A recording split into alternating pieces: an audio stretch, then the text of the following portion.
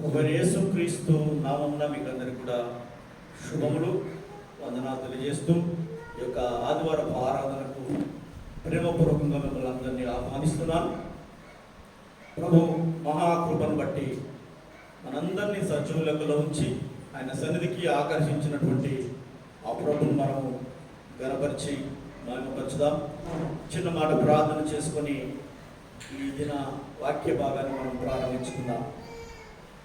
కృపా కనికరము కలిగిన మా ప్రభువా, నీకు వందనాలు స్తోత్రాలు చెల్లిస్తున్నాం. మీరు చూపిన మీ మహాకృప కొరకై వందనాలు. మేమేమై ఉన్నామో కేవలం నీ కృప ఉండగా తండ్రి. నీ కృప లేనిది మేము జీవించలేము. అందుకే నీ కృపను మేము స్మరించుకుంటున్నాం. ఈ పునరుద్ధాన జన్మంలో మాతో మీరు మాట్లాడి మమ్మల్ని బలపరిచి సహాయం చేయండి. యేసుక్రీస్తు నామమున ప్రార్థిస్తున్నాము తండ్రి. ఆమేన్, ఆమేన్. స్తోత్రం. హల్లెలూయా, హల్లెలూయా. మంచిది దేవుని బిడ్డలారా, ఈ క్రిస్మస్ మాసంలో మనము క్రిస్మస్ గురించినటువంటి సందేశాలను వింటున్నాం. పోయిన వారంలో క్రిస్మస్ సందేశము మనం ధ్యానం చేసుకున్నాం.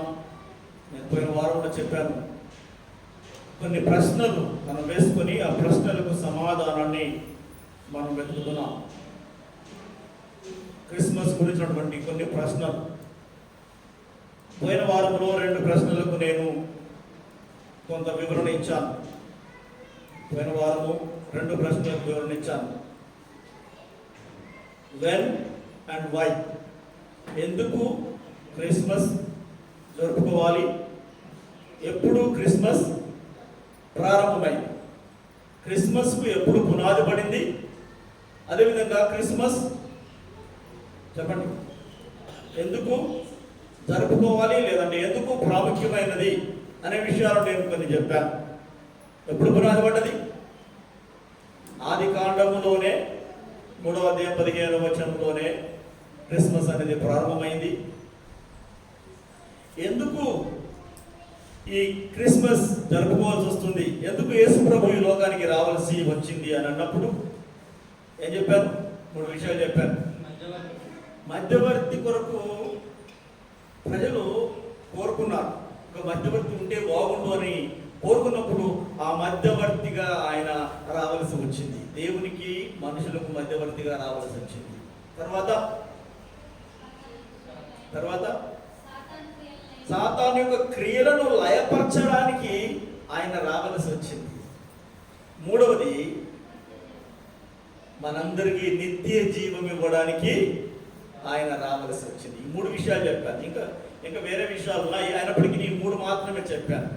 మనము మత్తయి సువార్తలో 1:21లో మనం చదివితే, ఆయన తన ప్రజలను వారి పాపముల నుండి రక్షించుటకు వచ్చాను. అంటే ఇవన్నీ కూడా నిత్య జీవంలో భాగం కనుక, అవి రక్షించబడితేనే మనం నిత్య జీవానికి వెళ్తాం కనుక నేను క్లుప్తంగా ఉండడానికి 3 విషయాలు చెప్పాను. ఇంకా కొన్ని విషయాలు లోపలికి. ఓకే, సో ఇది ఆయన క్రిస్మస్ అనేది ఎప్పుడు ప్రారంభించబడింది, క్రిస్మస్ అనేది ఎందుకు జరుపుకోవలసి వచ్చింది, అసలు క్రిస్మస్ అంటే ఏంటి అని కూడా మనం ఆలోచించాం. ఏంటి క్రిస్మస్ అంటే? దేవుడైన క్రీస్తు మానవునిగా అవతరించిన దినాన్నే, అవతరించిన విధానమునే మనము క్రిస్మస్గా జరుపుకుంటున్నాం. అవునా కదా? క్రిస్మస్ అంటే ఎవరి పుట్టినరోజు? యేసుక్రీస్తు పుట్టినరోజు. చెప్పండి, అందరూ మాస్కులు వేసుకున్నా మాట్లాడవచ్చు, మాస్కులు వేసుకున్నా మాట్లాడవచ్చు. కిరాణా షాప్కి వెళ్ళి అక్కడక్కడ మాట్లాడతాం కదా, సర్వీమని. అలాగనే నేను అడిగినప్పుడు మీరేం చేయాలి? సమాధానం చెప్పాలి. ఓకే, సో క్రిస్మస్ అంటే బర్త్డే. ఎవరి బర్త్డే? యేసుక్రీస్తు బర్త్డే. యేసుక్రీస్తు ఎప్పుడు జన్మించాడు? చెప్పండి, యేసుక్రీస్తు ఎప్పుడు పుట్టాడు? 2021 సంవత్సరం పూర్వము పుట్టాడు. అంటే అప్పటి నుంచే ఉన్నాడా అంటే కాదు, ఆయన ఎప్పటి నుంచో ఉన్నాడు. కానీ అప్పుడు మానవునిగా ఈ లోకానికి వచ్చాడు కనుక ఆ దినాన్ని మనం క్రిస్మస్ గా జరుపుకుంటున్నాం. ఆమేన్, హల్లెలూయా. ఇప్పుడు ఈరోజు అంశం అంటే, ఈరోజు అంశం ఇంకొక ప్రశ్న. What is the real Christmas? What is the real Christmas? When was the Christmas started? Christmas ఎప్పుడు ప్రారంభించబడింది?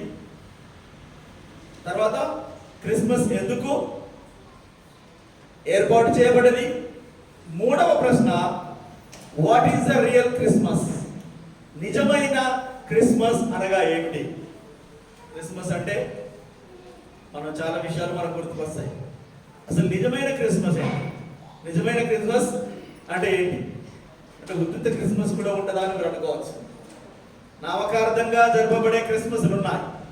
అర్థవంతమైన క్రిస్మస్, వాస్తవికమైనటువంటి క్రిస్మస్ ఏంటి అని మనం ఆలోచించినప్పుడు ఒక వచనం నేను మీకు జ్ఞాపకం చేస్తాను. ఒక వచనాన్ని మీకు జ్ఞాపకం చేసి అందులో 3 విషయాలు నేను మీకు ఈరోజు జ్ఞాపకం చేయడానికి ఆశపడుతున్నాను. What is the real Christmas is the topic. Okay, చూడండి, అందరికీ సుపరిచితమైన లేఖన భాగము మత్తయి శుభవార్త 2వ అధ్యాయము 10-11 వచనాలు. మత్తయి శుభవార్త 2వ అధ్యాయము 10-11 వచనాలు మనం గమనిస్తే అక్కడ మనకు అర్థమవుతుంది.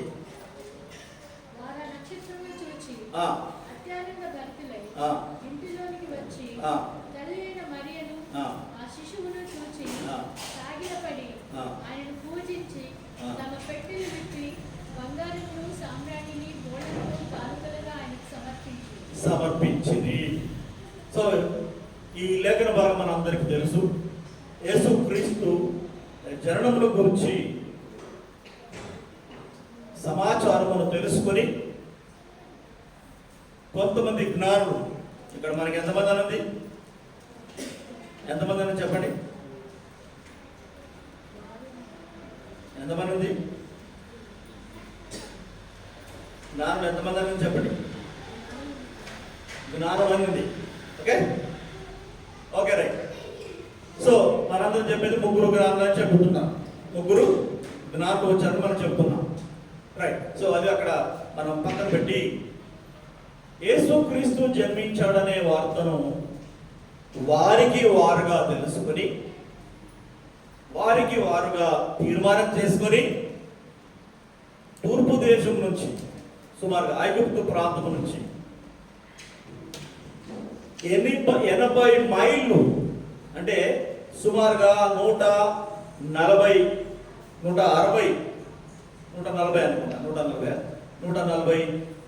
కిలోమీటర్లు 140 కిలోమీటర్ల దూరము వారు ప్రయాణం చేసి వచ్చిరి అన్నది. ఒంటల మీద ప్రయాణం చేసి ఆ రోజుల్లో సదుపాయం లేదు కనుక వారు ఎన్ని రోజులు ప్రయాణం చేశారు అనేది మనకు తెలియదు. కానీ వారు సుదీర్ఘ ప్రయాణం చేశారు. వారితో పాటు కేవలము 3 మనమనుకుంటున్న 3 జ్ఞానులు మాత్రమే కాదు, కానీ వారితో పాటు అనేక మంది వారికి సహకరించేటువంటి వారు అనేక మంది ఉన్నారు. 100ల్లో జ్ఞానులు వారికి సహకరించేవారు 100ల్లో వచ్చారు అని కొంతమంది అంటున్నారు. సరే, ఎంతమంది వచ్చినప్పటికీ ఇక్కడ అది మనకు విషయం కాదు. కానీ బెత్లెహేముకు, తూర్పు దేశం నుంచి బెత్లెహేముకు జ్ఞానులు వచ్చారు. యేసు ప్రభువును వెతుక్కుంటూ వచ్చారు. యేసు ప్రభు గురించి వారికి వారే కనుక్కొని వచ్చారు, అన్వేషిస్తూ వచ్చారు. మనకు తెలుసు యేసు ప్రభు గురించినటువంటి వార్త ముందు ఎవరి దగ్గరికి వెళ్ళింది? దూత వెళ్ళి ఎవరికి చెప్పారు? గొల్లలకు చెప్పారు. ఓకే, గొల్లలు వచ్చి ఆరాధించారు. ముందు వచ్చి వాళ్ళు ఆరాధించారు. కానీ జ్ఞానులకు ఎవరు చెప్పలేదు. వారే తూర్పు దేశంలో ఉన్నటువంటి ఒక నక్షత్రాన్ని చూసి వారు తెలుసుకొని వారికి వారుగా ప్రేరేపించబడి వారికి వారుగా సిద్ధపడి యేసు ప్రభు దగ్గరికి వచ్చినట్టుగా మనం చూస్తున్నాం. యేసు ప్రభు దగ్గరికి వచ్చారు. యేసు ప్రభు దగ్గరికి వచ్చేసరికి అప్పుడు ఎక్కడున్నాడు యేసు ప్రభు? ఒక ఇంటిలో ఉన్నాడు. అప్పటికి సుమారుగా 2 సంవత్సరాల సమయం పట్టింది. 2 సంవత్సరాలు అయింది. 2 సంవత్సరాల వయసు. ఎందుకు మనము ఆ మాట చెప్తున్నామంటే, ఈ జ్ఞానులు వచ్చిపోయిన తర్వాత 2 సంవత్సరాల లోపు పిల్లలందరినీ హేరోదు రాజు ఏం చేశాడు? చంపించేశాడు.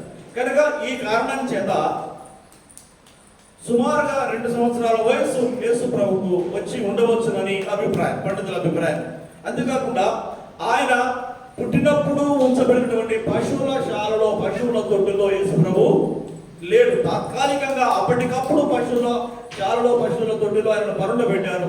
తర్వాత వారు యేసు ప్రభువును ఒక ఇంటికి తీసుకుని వెళ్ళినట్టుగా, ఆ ఇంట్లో ఉన్నప్పుడు జ్ఞానులు వెళ్ళినట్టుగా మనం చూస్తున్నాం. ఆ ఇంటిలోనికి వెళ్ళి అక్కడ ఉంది, అక్కడ స్పష్టంగా వారు నక్షత్రమును చూసి అత్యానంద భరితులై ఇంటిలోనికి వచ్చి, అంటే యేసు ప్రభు ఇంటిలో ఉన్నాడు. శిశువుగా ఇంటిలో ఉన్నప్పుడు అక్కడికి వచ్చి ఆయనకు వారు చేసినటువంటి పనిని మనం గమనిస్తే 3 విషయాలు ఉన్నాయి ఇక్కడ. ఓకే, రియల్ క్రిస్మస్ అంటే ఏంటి? What is the real Christmas అన్నప్పుడు మొట్టమొదటిది ఆనందము. చెప్పండి ఏంటి? చెప్పండి. క్రిస్మస్ లో ఉండాల్సింది ఆనందము. హల్లెలూయా. ఎవరి ఆనందము? దేని కొరకు ఆనందము? దేని కొరకు ఆనందము? పిల్లలు ఎందుకు ఆనందిస్తారు క్రిస్మస్ అప్పుడు? కేక్ కొరకు ఆనందపడతారు. మనమందరం ఎందుకు ఆనందపడతాం? కొత్త బట్టలు వస్తేనే ఆనందిస్తారు. ఓకే, కొంతమంది ఎందుకు ఆనందిస్తారు? రంగులు వేస్తామని, డెకరేషన్ చేస్తామని, నక్షత్రం పెడతారు, రకరకాల ఆనందాలు ఉంటాయి. కానీ మనకు ఉండాల్సినటువంటి ఆనందం ఏంటంటే ప్రభువు జన్మించాడనే ఆనందం. ఆమేన్, హల్లెలూయా. ఒకటి. ఇంకొకటి, జన్మించాడనే ఆనందం కంటే కూడా ప్రభువును మనం కనుక్కున్నామనే ఆనందం. ఆమేన్, హల్లెలూయా. ప్రభువును చేరుకున్నామనే ఆనందం. చెప్పండి. ప్రభు పుట్టాడనే ఆనందం కంటే కూడా అది కొంచెం దూరంగా ఉంటుంది. కానీ ప్రభువును మనం చేరుకున్నాము, ప్రభువును మనం కనుక్కున్నాము అనే ఆనందము నిజమైన ఆనందము. యేసుప్రభు జన్మించాడు. కానీ యేసుప్రభు ఎంతమంది హృదయంలోనైతే జన్మిస్తాడో వారికే నిజమైన ఆనందం ఉంటుంది. ఎవరి హృదయంలోనైతే యేసయ్య జన్మిస్తాడో వారే నిజమైన ఆనందాన్ని అనుభవించగలరు. అందుకే క్రిస్మస్ అంటే ఆనందం. ఆమేన్, హల్లెలూయా. చెప్పండి. జ్ఞానులు వచ్చి ఏమయ్యారట? అత్యానంద భరితులయ్యారు. మామూలు ఆనందం కాదు. యేసయ్య జన్మించాడంటే, క్రిస్మస్ అంటే క్రైస్తవ లోకానికి ప్రపంచవ్యాప్తంగా మామూలు ఆనందం కాదు. కొంతమందికి బాహ్యమైన ఆనందం ఉంది, కొంతమందికి అంతరంగికమైన ఆనందం. కానీ నిజమైన ఆనందం ఏంటంటే ప్రభువును చేరుకున్నటువంటి అనుభవం. నిజమైన ఆనందం ఏంటంటే ప్రభువును అంగీకరించినటువంటి ఆనందము. అది నిజమైన, స్పష్టమైన, స్వచ్ఛమైన ఆనందం. అందుకే ఆ ఆనందమును జ్ఞానులు ఏం చేశారు? అనుభవించారు. అందుకే అంటున్నారు వారు అత్యానంద భరితులై. ఎప్పుడు అత్యానంద భరితులయ్యారు? యేసయ్యను చూసినప్పుడు అత్యానంద భరితులయ్యారు. క్రైస్తవులకు దేవుని దగ్గరికి రావడానికి ఆనందం ఉండాలి, అవునా కదా? దేవుని దగ్గరికి రావడానికి ఏముండాలి? ఆనందించాలి. దేవుని దగ్గర రావడానికి ఇష్టపడాలి, ఆనందించాలి. నిజంగా ఆనందం ఉంటే ఎప్పుడు వస్తాం? మనము కాస్త ముందే వస్తాం కదా. జ్ఞానుల కంటే దూరం ఉంది, వాళ్ళు ఆలస్యంగా వచ్చారు. కానీ గొర్రెలు ఏం చేశారు చెప్పండి? గొర్రెలు ఏం చేశారు? వాళ్ళు కూడా 2 సంవత్సరాలకు వెళ్ళారా? వెంటనే వెళ్ళారు. లూకాసు వార్త 2వ అధ్యాయం చదువుకోండి. వెంటనే వెళ్ళారు. దూత చెప్పగానే అరే యేసయ్య జన్మించాడట, మనం వెళ్దామని వెంటనే వెళ్ళి ఆయనకు ఆరాధించి ఆయనను చూసి ఆనందంతో వాళ్ళు ఏం చేస్తున్నారు? ఆ ఆనందాన్ని ఇతరులతో పంచుకుంటూ వస్తున్నారు, సాక్ష్యమిస్తూ వస్తున్నారు. అసలు ఆ దూత ఆ జ్ఞానులుగా ఆ గొర్రెలకు చెప్పినటువంటి మాట కూడా ఏంటి చెప్పండి? 2వ అధ్యాయం 10వ వచనం లూకాసు వార్తలో ఏమన్నది? అయితే భయపడకుడి, ఇదిగో ప్రజలందరికీ కలగబోవు మహా సంతోషకరమైన శుభవర్తమానము. ఏంటట? యేసయ్య జన్మించిన వార్త ఏంటంటే చెప్పండి? మహా సంతోషకరమైనటువంటి శుభవర్తమానము. ఎవరైతే ఆ వార్తను వింటారో వారికి సంతోషం, ఎవరైతే ఆ వార్తను అంగీకరిస్తారో వారికి సంతోషం, ఎవరైతే ఆ వార్తను ప్రకటిస్తారో వారికి సంతోషం. ఆమేన్, హల్లెలూయా. యేసయ్యను దర్శించిన వారికి సంతోషం, నిజమైన సంతోషం.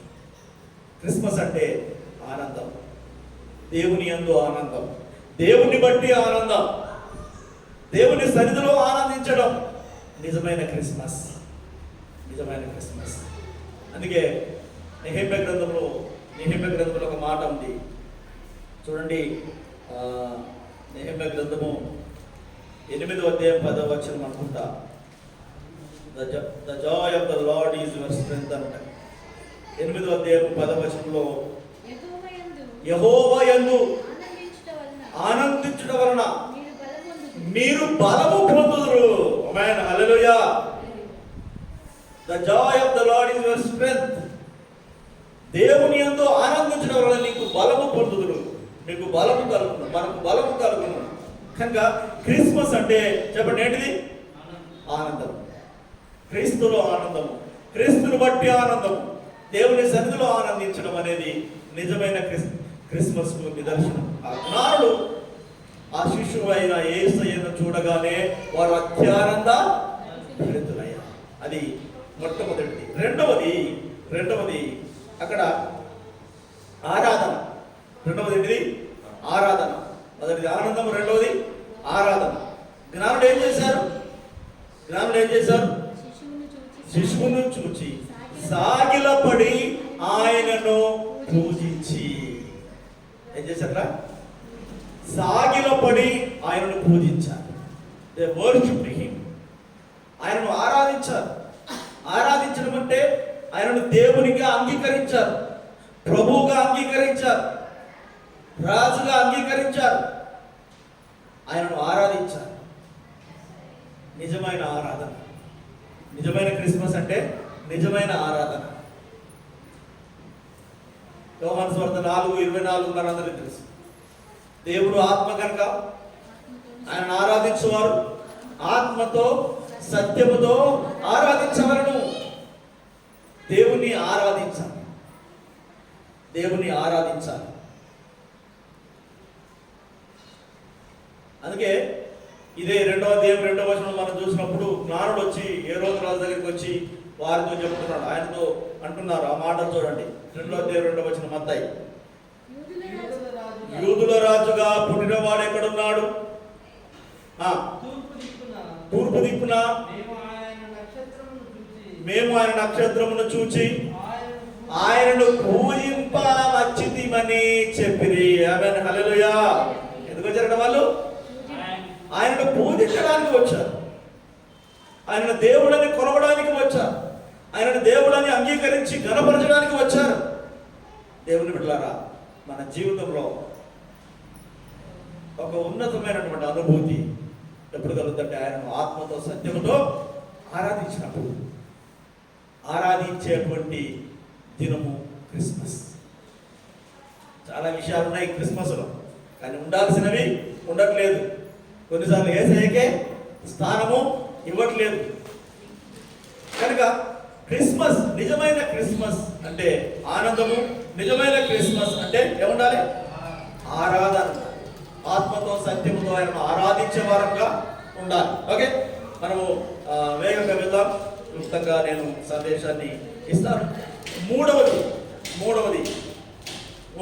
ఏంటి చెప్పండి? బంగారమును సాంబ్రాణిని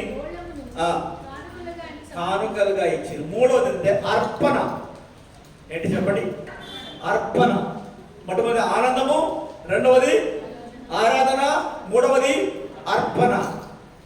క్రిస్మస్ అంటే ఏంటి చెప్పండి? అర్పణ. అర్పించడం. కేవలము ఆనందించడం కాదు, మనకు మనం ఆనందించి వెళ్ళిపోవడం కాదు, కేవలము దేవుణ్ణి ఆరాధించి చేతులు దులుపుకొని వెళ్ళిపోవడం కాదు. ఏంటి చెప్పండి? అర్పించడం. ఏమర్పించాలి చెప్పండి? ఏమర్పించాలి? జ్ఞానులు ఏమర్పించారు? విలువైనది అర్పించడం. చెప్పండి ఏంటి? బంగారము, సాంబ్రాణి, బోలము. ఈ మూడింటికి అంతకుముందు ఒకసారి ఈ మూడింటి మీదనే ఒక గంట ప్రసంగం ఒకసారి 2-3 సంవత్సరాల క్రితం చెప్పాను. ఈ మూడు అర్పణలో ఈ మూడు ఒక ప్రత్యేకతను సంతరించుకున్నాయి. మూడు: బంగారము, లోహము, సాంబ్రాణి, దినుసు, బోలము, ద్రవం. ఈ మూడు కూడా లోహము, దినుసు, ద్రవ పదార్థం. ఈ మూడింటికి ప్రత్యేకతలు ఉన్నాయి. మూడింటికి ఆత్మీయ అర్థాలు ఉన్నాయి. ఆ విషయాల గురించి నేను క్లుప్తంగా మీకు తెలియజేయాలని అందు గురించని. సో మనం పాయింట్లో మనం ఉందాం. మొట్టమొదటిది ఏంటిది? నిజమైన క్రిస్మస్ అంటే ఆనందము, ఆరాధన, మూడవది అర్పణ. జ్ఞానులు వచ్చి వారు ఆరాధించి ఊరికనే వెళ్ళిపోలేదు. అంత దూరం నుంచి వచ్చారు. వాళ్ళకే చాలా ఖర్చు అయింది. వాళ్ళకే అవునా కదా? వాళ్ళకే చాలా ఖర్చు అయింది. కష్టపడ్డారు, ఖర్చు పెట్టుకున్నారు, సమయం వెచ్చించారు, మళ్ళీ వచ్చి ఏం చేశారు? దేవునికి అర్పించారు. అందుకే మనము దేవుణ్ణి నిజమైన వ్యక్తులుగా, క్రైస్తవులుగా దేవుణ్ణి ఆరాధించేటప్పుడు, దేవుని వెంబడించే వారు చేయాల్సిన పని, we have to spend our time, our talent, our treasure. Okay, 3 విషయాలు చెప్తుంటాను నేను. Time, talent and treasure. అంటే మన సమయాన్ని దేవుని కొరకు వెచ్చించగలగాలి దేవుని బిడ్డలుగా. మన టాలెంట్ అంటే మనకున్న తలాంతు, మనకున్న నైపుణ్యతను లేదా మన బలాన్ని దేవుని పని కొరకు వెచ్చించాలి. మూడవది ట్రెజర్, అంటే మన ధనాన్ని దేవుని కొరకు వెచ్చించగలగాలి. నేను పని చేస్తే కానీ ఏమి చేయను సార్ అంట. కొంతమంది నేను దశభాగం ఇస్తే కానీ నేనేం పని చేయను సార్ అంట. అదే కదా, కాదు. మన సమయాన్ని వెచ్చించాలి, మన తలాంతులను వెచ్చించాలి దేవుని పని కొరకు. నీకు ఏ పని వస్తే ఆ పనిని దేవుని సేవలో, దేవుని పనిలో, దేవుని మందిరంలో నువ్వు చేయగలగాలి. మన ధనాన్ని కూడా వెచ్చించాలి. జ్ఞానులు చూడండి, జ్ఞానులు ఏం చేశారు? మరి సమయాన్ని వెచ్చించారా? కొన్ని రోజులు ప్రయాణం చేశారు. వాళ్ళ టాలెంట్ని వెచ్చించారా? అంటే వాళ్ళ బలాన్ని, వారి జ్ఞానాన్ని కూడా వాళ్ళు ఏం చేశారు? జ్ఞానముతో నక్షత్రాన్ని చూసి ఎక్కడ జన్మించాడని కనుక్కొని వారి ధనాన్ని కూడా వెచ్చించి వచ్చి మళ్ళీ దేవునికి కానుకలు అర్పించారు.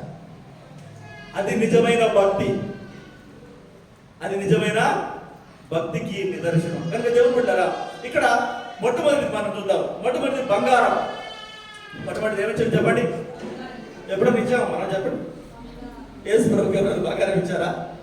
ఎప్పుడైనా ఇచ్చామా? థ్యాంక్ యూ బ్రదర్ ఇచ్చాడు, నావే బ్రదర్ ఇచ్చినట్టు. ఓకే, యేసయ్యకు మనం ఏమిస్తున్నాం? చినిగిపోయిన నోట్లు, పనికిరాని నోట్లు, ఆమోదం చెల్లని నోట్లు బంద్ అయిపోయినాయి కదా. భాస్కర్ ఆయన బాధైన పడిన చల్లని నోట్లు అలాంటివి ఇస్తాం కదా. కానీ వాస్తవానికి ఆయన ఇచ్చింది ఏంటి? వాళ్ళు ఇచ్చింది ఏంటి? బంగారం. బైబిల్లో బంగారం గురించి చూస్తే మనకు బంగారం ఏంటి? విలువైనది. బంగారం ఏంటి చెప్పండి? విలువైనది, వాల్యుబుల్. కనుక దేవునికి మనము అర్పించేటప్పుడు విలువైనది అర్పించాలి. ఆ మాట మనం గుర్తుపెట్టుకోవాలి. చెప్పండి, ఎలాంటిది అర్పించాలి? శ్రేష్టమైనది అర్పించాలి. బలులు అర్పించేటప్పుడు కూడా, దేవునికి బలులు అర్పించేటప్పుడు కూడా మచ్చలేనిది, గొర్రెపిల్లను, పోడేళ్ళు కానీ ఏదైనా ఇచ్చినప్పుడు మచ్చలేనిది, ఏ రోగము లేనిది అర్పించాలి. ఏ గుండిదో అర్పిస్తే దేవుడు అంగీకరించాడు. అసలు అది పాపం. పుణ్యం భయం అవుతుంది, పాపం అవుతుంది. అర్థమైందా? కనుక దేవునికి జ్ఞానం అర్పించింది ఏంటిది? బంగారం, శ్రేష్టమైంది. దానికి అది దేనికి నిలుస్తుంటే రాజరికానికి సాదృశ్యం. అంటే రాజులకు అర్పించే దాంట్లో బంగారం ఒకటి. ఓకే, బంగారం విలువైనది. వారు అర్పించి దేవుని పట్ల వారికి ఉన్నటువంటి భక్తిని వారు చాటుకున్నారు. ఓకే, తర్వాత బంగారము, ఇంకొక మాట కూడా మనం గమనిస్తే, బంగారం అనేది దేనికి సాదృశ్యం అంటే పరిశుద్ధతకు సాదృశ్యం. ఆత్మీయంగా మనం ఆలోచించినప్పుడు బంగారము పరిశుద్ధతకు సాదృశ్యం. దేవుని మందిరాన్ని నిర్మించినప్పుడు పరిశుద్ధ స్థలములో మరియు అతి పరిశుద్ధ స్థలములో బంగారముతో ఏం చేశారట? పొదిగారు. బంగారాన్ని పొదిగించారు. కనుక బంగారం అనేది పరిశుద్ధతకు సాదృశ్యం. ఇంతకుముందు మనము కీర్తనలో చదివాం, దేవుడు పరిశుద్ధుడు పరిశుద్ధుడు పరిశుద్ధుడు అని. యెషయా గ్రంథంలో కూడా 6వ అధ్యాయంలో యెషయా ఏం చెప్తున్నాడు? యెహోవా పరిశుద్ధుడు 3 సార్లు చెప్తాడు. పరిశుద్ధుడు పరిశుద్ధుడు, తండ్రి అయిన దేవుడు పరిశుద్ధుడు, కుమారుడు అయిన దేవుడు పరిశుద్ధుడు, పరిశుద్ధాత్మ దేవుడు పరిశుద్ధుడు, పరిశుద్ధుడు పరిశుద్ధుడు అని 3 సార్లు ప్రకటించబడింది. కనుక దేవుడు పరిశుద్ధుడు. కనుక మనము కూడా పరిశుద్ధులుగా ఉండాలని కోరుకుంటున్నాడు. మనము పరిశుద్ధమైన జీవితమును దేవునికి సమర్పించాలి. చెప్పండి, ఏంటి? బంగారంతో పాటు ఏం సమర్పించాలి? పరిశుద్ధమైన జీవితమును దేవుని కొరకు మనము ఇవ్వగలగాలి, దేవుని కొరకు మనం జీవించగలగాలి అని ఈ క్రిస్మస్లో మనం గుర్తుపెట్టుకోవాల్సింది. ఓకే, అర్పణలో ఒకటేంటిది? బంగారం. బంగారము విలువైనది, బంగారము పరిశుద్ధతకు సాదృశ్యం. రెండవది చూడండి, ఇప్పుడు ఇంకొక మాట కూడా నేను మీకు జ్ఞాపకం చేస్తాను. ఈ బంగారము ఎంత ఉపయోగపడుతుందంటే, యోసేపు మరియమ్మలకి ఈ బంగారం ఎంత ఉపయోగపడుతుందంటే, జ్ఞానం వచ్చి దర్శించిన తర్వాత దేవుడు జ్ఞానులకు ప్రత్యక్షమై వేరే మార్గం ద్వారా వెళ్ళిపోమని చెప్పాడు. అవునా? వెళ్ళిపోయారు. తర్వాత యోసేపుకు ప్రత్యక్షమై ఏం చెప్పాడు? యోసేపుకు ప్రత్యక్షమై ఏం చెప్పాడు చెప్పండి? ఇక్కడ ఉండకూడదు, మీరు ఇక్కడ నుండి ఐగుప్తుకు వెళ్ళిపోమని చెప్పాడు. ఐగుప్తుకు వెళ్ళిపోమని చెప్పాడు. అప్పటికి వారి దగ్గర ఏమి ధనము లేదు. పండితుల అభిప్రాయం ఏంటంటే, వారు ఈ బంగారం, జ్ఞానుడిచ్చినటువంటి బంగారము వారికి ఎంతగానో ఉపయోగపడ్డది. వారి ఖర్చులకు, వారి ప్రయాణాలకు, వారు అక్కడ జీవించడానికి ఈ బంగారం ఎంతగానో ఉపయోగపడ్డదని పండితుల అభిప్రాయం. కనుక విలువైంది, ఉపయోగకరమైంది, శ్రేష్టమైంది దేవునికి మనం అర్పించే వారంగా ఉండాలి. అదే నిజమైన క్రిస్మస్. ఏదో మనకు తోసింది ఇవ్వడం కాదు, కష్టంగా ఇవ్వడం కాదు. ఎలా ఇవ్వాలి? ఇష్టంగా ఇవ్వాలి. శ్రేష్టమైంది దేవునికి ఇవ్వాలి. అది మనము జరుపుకునే నిజమైన క్రిస్మస్. రెండవ భాగానికి వద్దాం. అందులోనే అర్పణలో జ్ఞానుడు అర్పించింది రెండవది ఏంటి చెప్పండి? సాంబ్రాణి. ఓకే, సాంబ్రాణి. సాంబ్రాణి అంటే అదొక దినుసు. ఏం దినుసు అది? ధూపలు వేసినప్పుడు ధూప ద్రవ్య దినుసు అంటారు దాన్ని. ధూప ద్రవ్య దినుసు అంటే పాత నిబంధన కాలంలో దేవునికి ధూపం వేసేటప్పుడు ఆ అగ్నిలో, హోమంలో ఇదేంటంటే ఈ దినుసులు వేస్తారు. దినుసులు వేస్తే ఏమవుతుంది? ఏమొస్తుంది? పొగ వస్తుంది. పొగ వస్తుంది. ఆ పొగ దేనికి సాదృశ్యము? ఆ పొగ ఎక్కడికి వెళ్తుంది? పైకి వెళ్తుంది. ఈ పొగ దేనికి సాదృశ్యము? ప్రార్థనకు సాదృశ్యం. పొగ దేనికి సాదృశ్యము? ప్రార్థనకు సాదృశ్యం. ఓకే, అంటే వారు అక్కడ, ఇప్పుడు మనకున్నటువంటి పరిసరాల్లో అప్పుడప్పుడు ఏం చేస్తాము? దోమలు పోవడానికి ఏం చేస్తాం చెప్పండి? పొగ పెడతాం. దోమలు వెళ్ళడానికి కూడా పొగ పెడతాం. అంటే 2-3 రకాలుగా అది ఉపయోగపడుతుంది. అప్పుడు వారు ఉన్నటువంటి పరిసర ప్రాంతాల్లో ఈ యొక్క దినుసులు అనేటివి వారికి ఉపయోగపడుతాయి. వారికి ఉన్నటువంటి పరిసర ప్రాంతాల్లో మంచి వాతావరణం కలిగించడానికి ఆ దినుసులు ఉపయోగపడతాయి. కానీ ఇక్కడ ఆత్మీయంగా మనం గమనించినప్పుడు, ఆత్మీయంగా దానికి సంబంధించిన వచనాలు ఉన్నవి, మనకు బైబిల్ గ్రంథంలో ఉన్నవి. సో ఒక మాట చూడండి. లేవి కాండము 24వ అధ్యాయము 7వ వచనం. లేవి కాండం 24వ అధ్యాయం 7వ వచనం. దానికి సంబంధించిన రెఫరెన్స్ ఉన్నాయి, కానీ నేను అవి చెప్పట్లేదు మీకు. స్వచ్ఛమైన సాంబ్రాణి ఉంచవలను.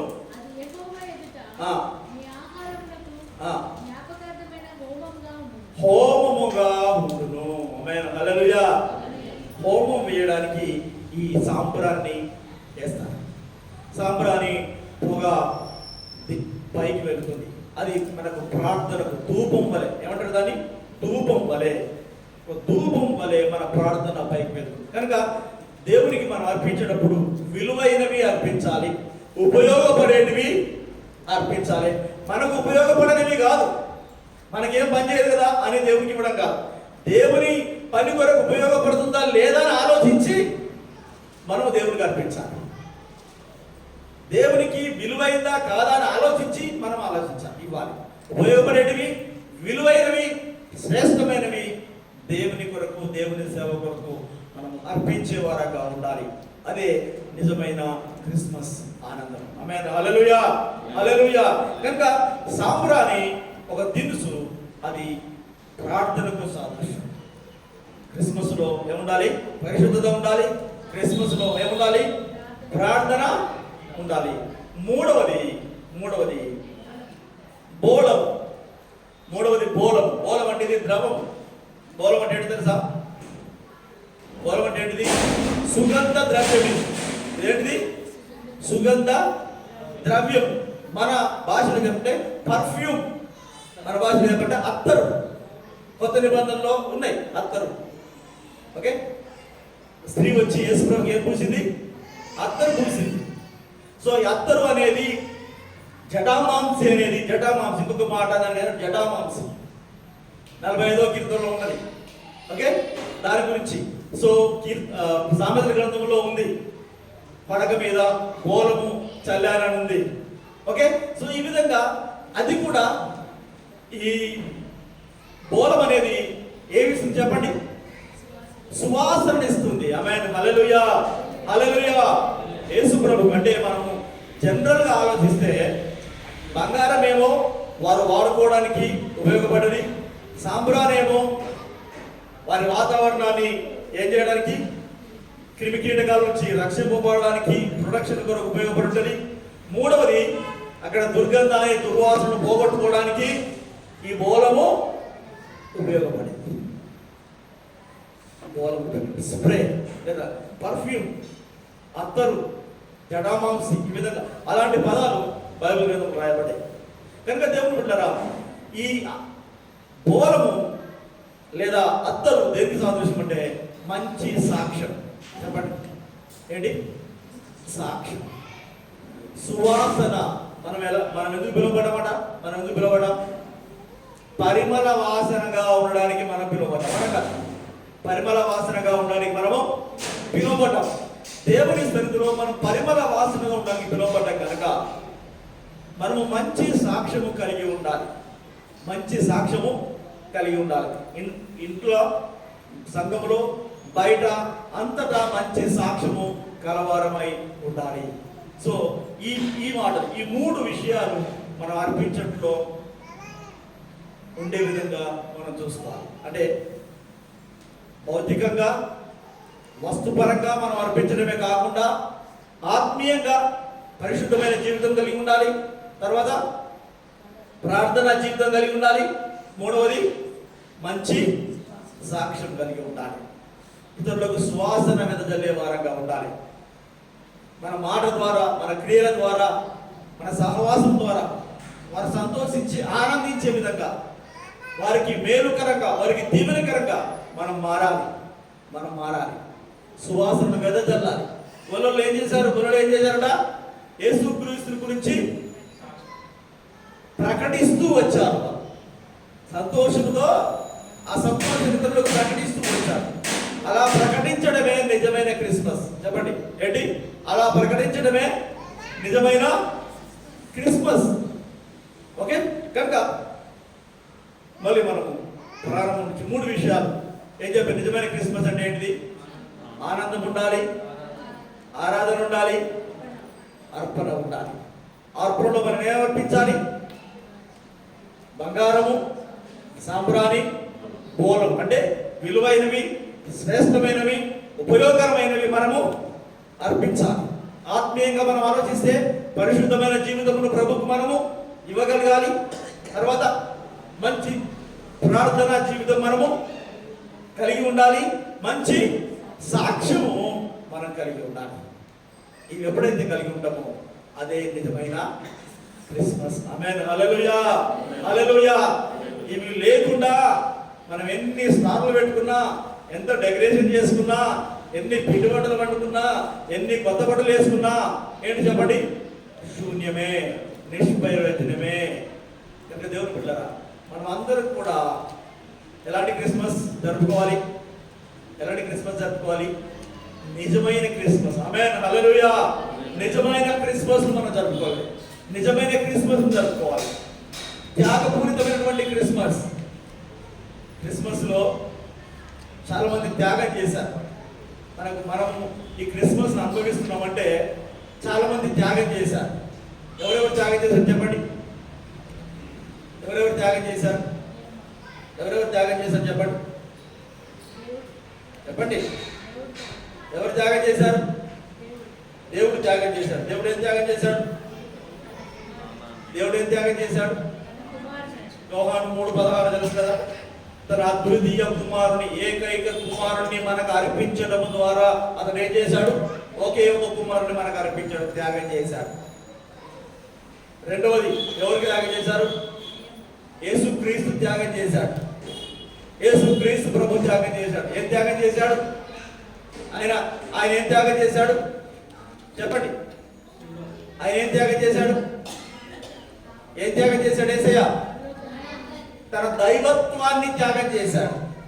ఫిలిప్పీ 2వ అధ్యాయము 5 నుండి 11 వరకు చెప్పాను మీకు ఇంతకు ముందు. నేను ఆయన దేవునితో సమానంగా ఉండుట విడిచిపెట్టకూడని భాగ్యమని ఎంచక ఏం చేశాడట? మనుషుని పోలికగా పుట్టి తను తాను రెక్తంగా చేసుకొని మనుషుని పోలికగా పుట్టి దాసుని స్వరూపము ధరించనుంది. దేవుడేంటి? మనిషి కావడం ఏంటి? అందులో దాసుడు కావడం ఏంటి? అదేంటిది? త్యాగం. ఈరోజు మనం జరుపుకుంటున్నాము, కొత్త బట్టలు వేసుకొని పండు బట్టలు ఎట్టుకుంటున్నాం అంటే ఏంటి? ఊరికిన వచ్చిందా? ఊరికిన వచ్చిందా? తండ్రి అయిన దేవుడు తన కుమారుని త్యాగం చేశాడు. కుమారుడైన క్రీస్తు తన దైవత్వాన్ని త్యాగం చేశాడు. మూడవది మరియమ్మ. ఆమె కూడా తన భవిష్యత్తును త్యాగం చేసింది. తెలుసా? పెళ్లి కాకముందు ఆమె గర్భవతి అయిందంటే సాధారణమైన విషయం కాదు. ఆ రోజుల్లో ఏవి కాలంలో మనం చూస్తే ద్వితీయ కాలంలో మనం చూస్తే ఉంది. ఆ రోజుల్లో పెళ్లి కాకముందు ఎవరైనా గర్భవతి అయితే వారిని రాళ్లతో కొట్టి చంపే పద్ధతి ఉంది. రాళ్లతో కొట్టి చంపే పద్ధతి ఉంది. దాన్ని కూడా ఆమె లెక్క చేయకుండా తన జీవితం ఏం చేసింది? త్యాగం చేసింది. తన భవిష్యత్తులో త్యాగం చేసింది మరియమ్మ. అందుకే ఇప్పుడు మనం ఈ క్రిస్మస్ ఆనందాన్ని అనుభవిస్తున్నాం. హల్లెలూయా, హల్లెలూయా. ఊరికిన రాలేదు ఇది. ఈ ఆనందం మనకు ఊరికిన రాలేదు. మరియమ్మ త్యాగం చేసింది తన భవిష్యత్తును. చావు కూడా లెక్క చేయలేదు. దూత వచ్చి మరియమ్మతో మాట్లాడినప్పుడు మరియమ్మ ఏమన్నది? ఏమండి, మా దూత గారు మా ఆయన అడుగు చెబుతున్నాం కదా. యోసేపుని అడిగిందా? అడగలేదు. సమయం లేదు, అడగలేదు. దేవుడి చిత్తానికి లోబడి నీ దాసురాలు అంగీకరిస్తుంది, చిత్త ప్రకారము నీ చిత్త ప్రకారము జరుగును గాక అని చెప్పి ఆమె తన జీవితమును తన భవిష్యత్తును ఏం చేసింది? ఎవరి జీవితమును సమర్పించుకుంది. తన భవిష్యత్తును సమర్పించుకుంది. దేవుడు. నాలుగవది ఎవరు చెప్పండి? యోసేపు ఏం త్యాగం చేశాడు? తన పరువును త్యాగం చేశాడు. అవునా? తన పరువును త్యాగం చేశాడు. తన పరువు ప్రతిష్ఠలు, కుటుంబ పరువు పోతుందని. అప్పటికి యోసేపు ఏం చేశాడు? యేసు ప్రభు ఆమె గర్భంలో పడ్డాడన్న విషయం తెలుసుకొని ఏం చేశాడు? రహస్యంగా మరియమ్మను వదిలిపెడదామని ప్రయత్నం చేశాడు.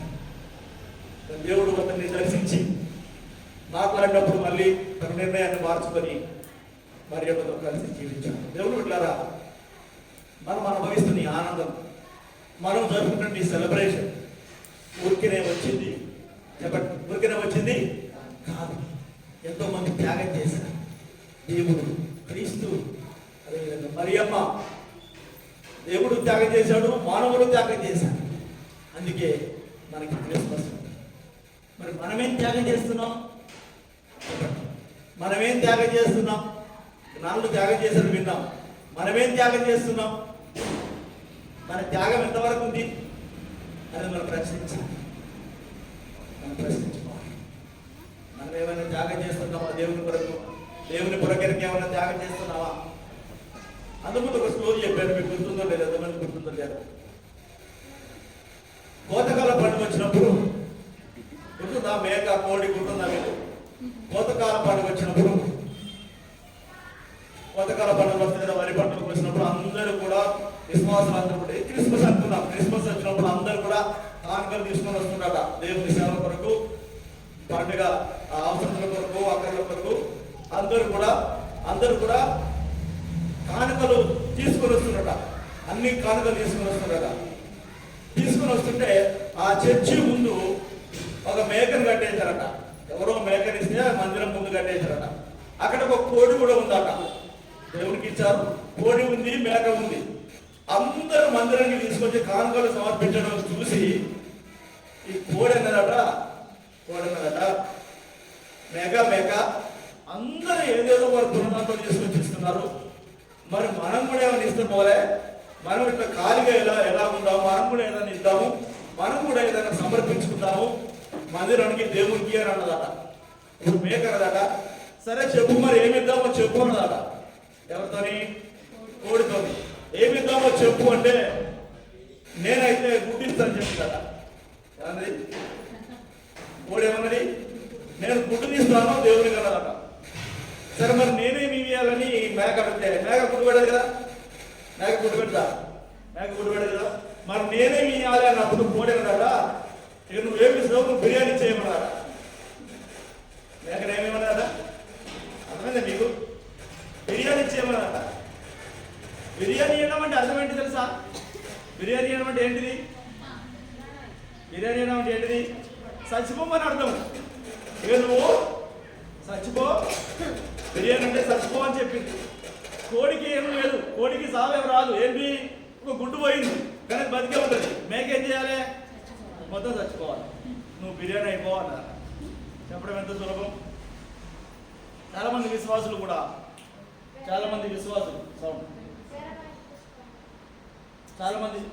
విశ్వాసులు కూడా ఏం చేస్తున్నట్టే ఏం చేస్తున్నారు? హలో, ఏం చేస్తున్నారు? ఛార్జింగ్ లేదా?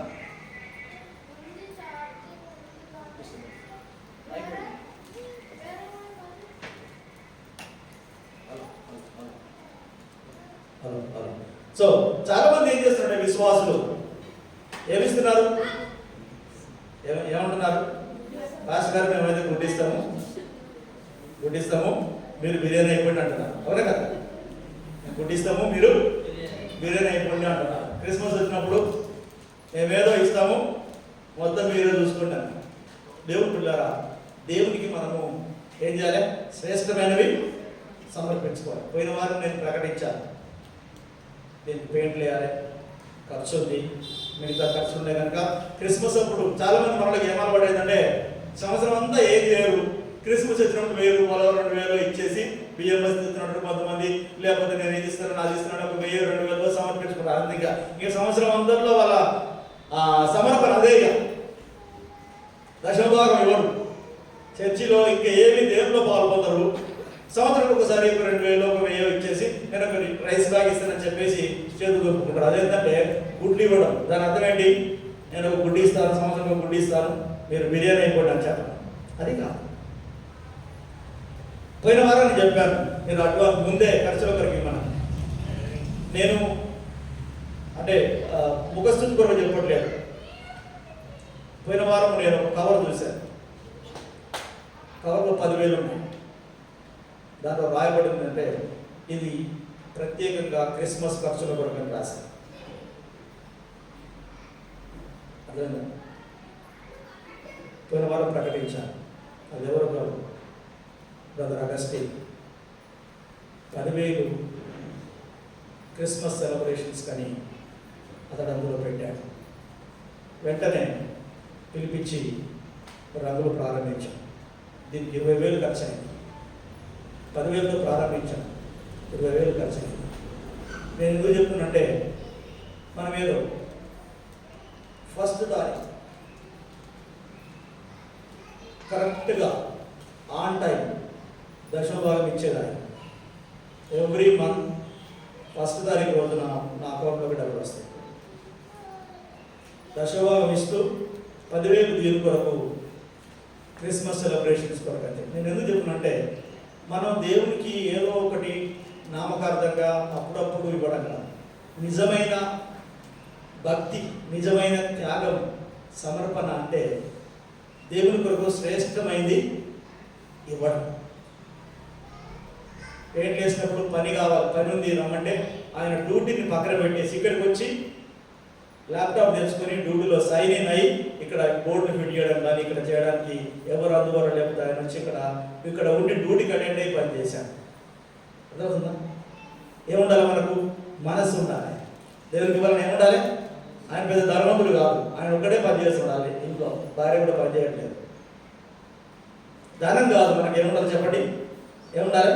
మనస్సు ఉండాలి. దేవునికి వలన మనస్సు ఉండాలి. దేవునికి సేవకు ఏదైనా చేయాలనే మనస్సు ఉండాలి. గుడ్లిచ్చి గుడ్లతో సర్దుకోవడం కాదు. నీకు ఆశీర్వాదం కూడా అలాగనే వస్తుంది. నువ్వు ఎంత త్యాగం చేస్తే అంత ఆశీర్వాదము వస్తుంది. దేవునికి స్తోత్రం, హల్లెలూయా. అనేక దినాలుగా ప్రార్థన చేశారు వాళ్ళు. దేవుడు వారికి గర్భఫలం ఇచ్చాడు. అనేక దినాలుగా ప్రార్థన చేశారు వాళ్ళు. వారికి దేవుడు అతనికి ఇప్పుడు డే టైం డ్యూటీ ఇచ్చారు, నైట్ డ్యూటీ ఉండేది. దేవుడు షిఫ్ట్ చేశారు. దేవుడు వారిని ఆశీర్వదించారు సమర్పణ బట్టి.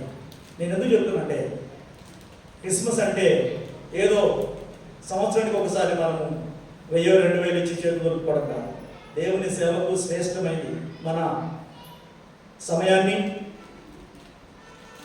మన తలాంతులను, మన ధనాన్ని దేవుని సేవకు ఇవ్వడమే నిజమైన భక్తి, నిజమైన సమర్పణ. నిజమైన క్రిస్మస్ ఏంటంటిది? ఆయనలో ఆనందించడం, ఆయనను ఆరాధించడం, ఆయనకు అర్పించడం.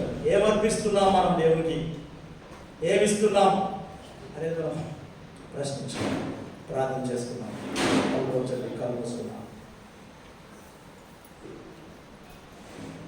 దేవుడు బిడ్డలారా, ఇన్ని సంవత్సరాలు క్రిస్మస్ మనం ఎలా జరుపుకున్నామో ఒకసారి ఆలోచించుకున్నాం. నిజమైన క్రిస్మస్ అనగా ఏమిటి? నిజమైన క్రిస్మస్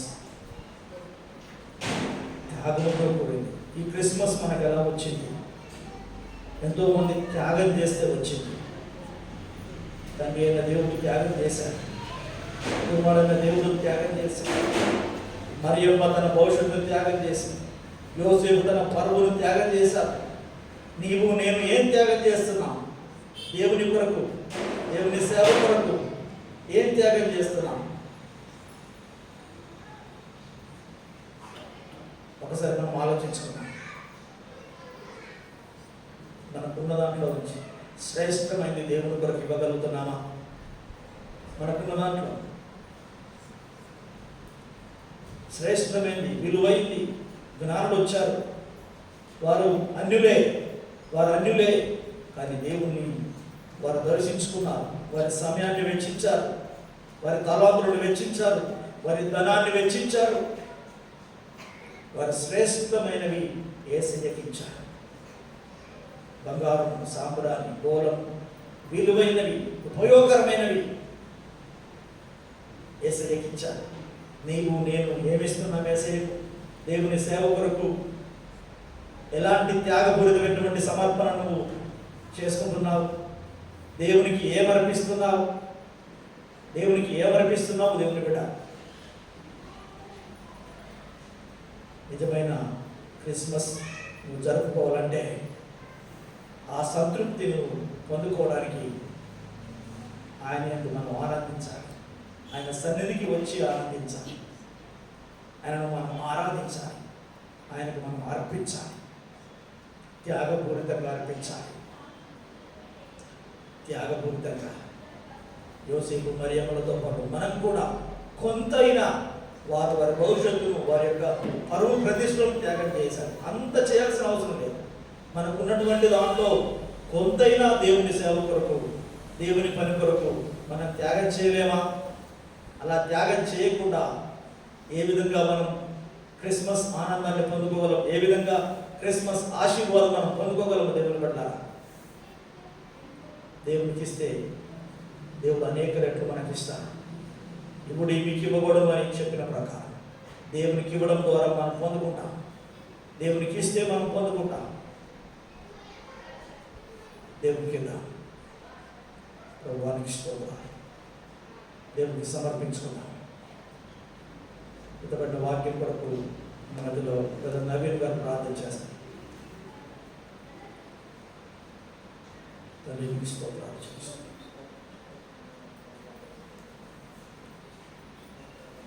నవీన్ బ్రదర్ ప్రార్థన చేస్తాం. దేవునికి స్తోత్రాలు చేస్తాం. ప్రభువానికి స్తోత్రం. చేస్తాం.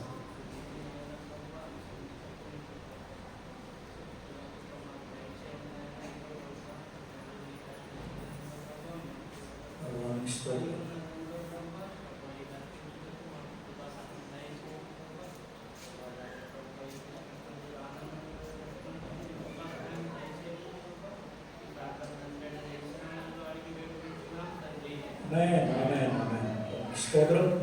లేచి నిలబడదాం. లేచి నిలబడి